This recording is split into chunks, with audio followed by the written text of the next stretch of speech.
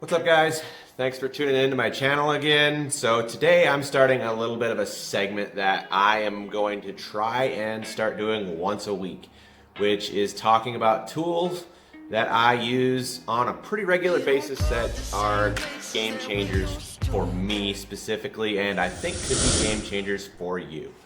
So to start off, my first tool that I'm going to talk about today is the Milwaukee 12 volt die grinder. Guys, this tool literally is insane.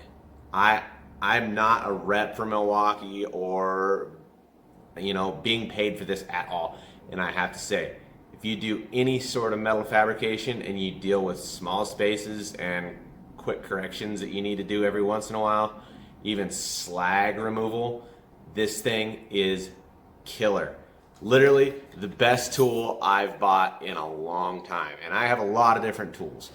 So this thing, to start off, don't even bother with these little batteries. I don't even buy these batteries anymore. They come with tools when you buy them sometimes, but they're really just backups for me. If I have to use my 12 volt platform, take the extra investment and buy the big batteries, because you're gonna last way longer and you get more power out of them. Another attachment that I use are these little grinder tips. There's all different kinds of profiles for these things, and when it comes to tuning a part with like really minute adjustments, these are key. And on top of that, with the same type of use, burrs. I use burrs like it's going out of style. Like, these things are insane. When I got a hole that I've cut out on the plasma table, or even just a hole that I've cut out by hand, or holes in a steel package that literally aren't lining up, I grab my burrs and I can tune just about any hole in a matter of seconds, if not minutes. Yeah, awesome tools.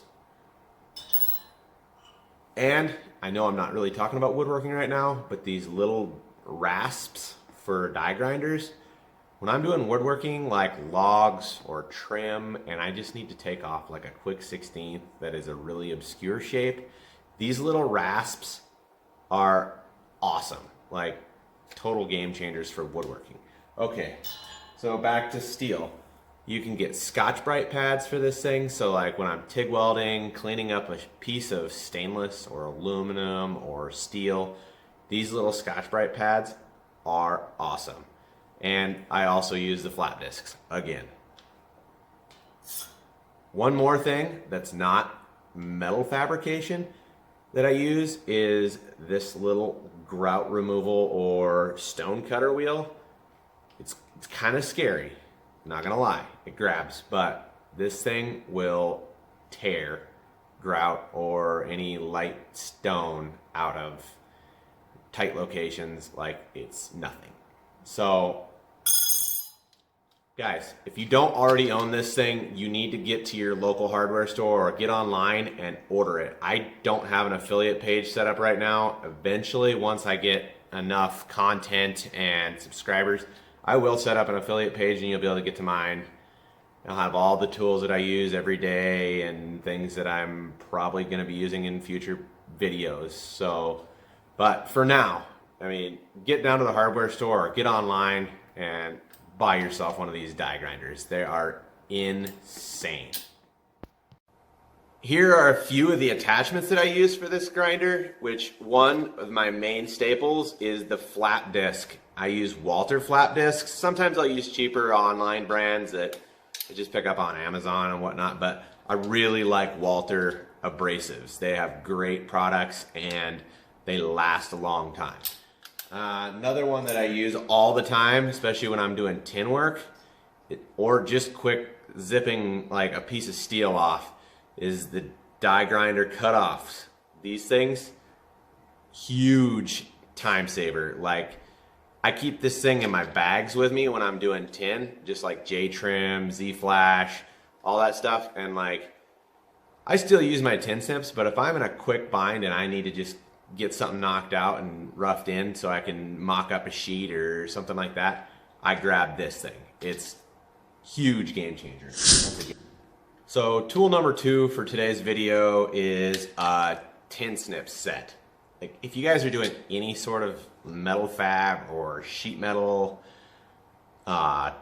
trim, like when you're working on steel siding, these things are for the money. I mean, I know they're kind of a headache every once in a while. Like I've fought tin snips my entire life, and I'm honestly just now getting to the point where I can use them like super proficiently and I understand them. But if you're just getting into the game and you really don't have a bunch of money to spend, go to your hardware store and buy these, the Milwaukee tin snips. Again, I'm not a Milwaukee rep. Milwaukee is not paying me for these videos. I have to say, I've owned a lot of different brands of tin snips, ranging from Malco, probably being the nicest, all the way down to Wiss, which I think is on the lower end of snips. But these guys, the Milwaukee 3-set snips, best value that I've found thus far. They really last, and honestly, for about 35 bucks, I can afford to replace them if one of my guys goes and does the unspeakable, which is cut steel banding with tin snips. This drives me crazy, guys, but people do it. They grab my tin snips and they go cut steel banding, which mars up the jaws and makes them cut like crap. Anyways, enough of that rant. All I'm saying is get out there if you're getting into the game and you're doing a lot of tin and sheet metal stuff. Go buy the Milwaukee 3-snip pack, and it's a great entry-level kit and will get you into the fabrication world or the trim world as far as sheet metal goes. Well guys, that's the end of this video. Hopefully it was helpful for you and you've learned some things. I'm gonna go ahead and try and do this once a week. Hopefully I can pull it off. I have a busy schedule between all of my wife and I's different businesses, but I really want to start bringing you guys useful tools and even some tips and tricks here and there for just like small fabrication things.